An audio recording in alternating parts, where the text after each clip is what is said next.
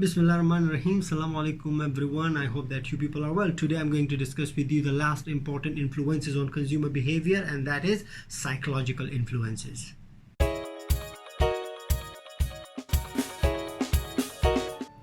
Now today I'm going to discuss with you the psychological influences on consumer behavior. When we talk about psychological influences, we are referring to factors related to think and feel.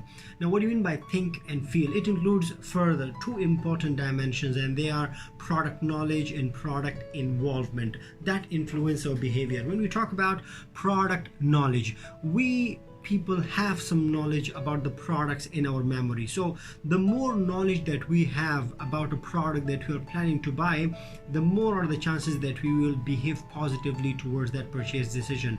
The less knowledge that we have in our memory or in our mind about the product, the less are the chances that we are going to buy the product. So normally I divide product knowledge into two: high level of product knowledge and low level of product knowledge. It also is related to the type of products. For example, if we are planning to buy a specialty item or a specialty product or expensive products, we need to have a lot of prior knowledge before we go and buy the product. So the product knowledge needs to be high for the specialty or more expensive or complicated product. But when we are planning to buy convenience products or daily use products like grocery items like toothpaste, like sugar and cookies and chocolates, etc., we do not require a lot of product knowledge. So you may have noticed that when you are buying daily use products, what do? We do not require a lot of knowledge. So when we do not require a lot of knowledge, we tend to buy those products directly. But when we are buying complex products, when we are buying expensive products, we need to have a lot of knowledge before we actually go and buy those products. So high level of product knowledge is required to buy or behave positively to buy more expensive or complicated product.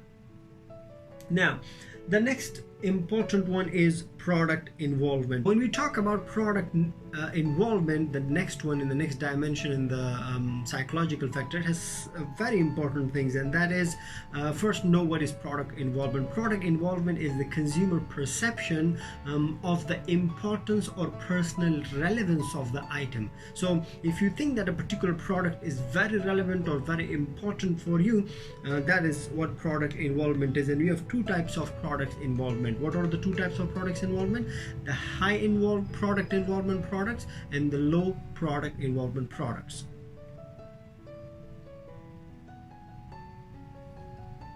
Now what do you mean by high involvement products?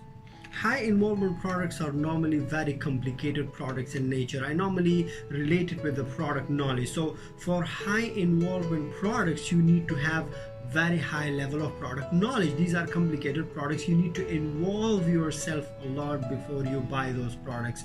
On the other hand, you have low involvement products. Low involvement products are those products which do not require a high level of product knowledge, and that's why low involvement products we normally buy without involving ourselves a lot in the purchase decision or in the buying decision. So in conclusion, psychological factors, the factors related to think and feel, the factors related to knowledge and involvement. Now, knowledge is when you need to have knowledge of the product before you buy a product, and it has an influence on your behavior. So if you have knowledge of a product before you buy, you will tend to buy or you will tend to behave positively toward that product. And if a product requires high level of involvement, you will tend to involve more and you will acquire more knowledge before you behave positively toward the product. I hope that you like this model where we explain 4 important influences on consumer behavior: